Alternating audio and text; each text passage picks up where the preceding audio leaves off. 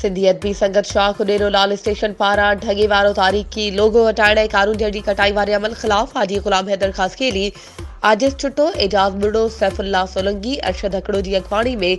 शहर में एहतजाजी मुज़ाहिरो कंदे चयो त ढगे वारो लोगो तारीखी लोगो आहे जंहिंखे सिंधी अदबी बोर्ड पारां हटाइण वारो अमल गलत आहे जंहिंजी सख़्त लफ़्ज़नि में मज़म्मत कजे थी। उन्हनि वधीक चयो त हिक तरफ़ तारीखी लोगो हटाइण ॿिए तरफ़ कानून जड़ी नीलामी ऐं कटाई करण इहे सभु तारीखी विरसनि सां हथ चुरांद आहे जंहिंजी असां सख़्त लफ़्ज़नि में मज़म्मत करियूं था।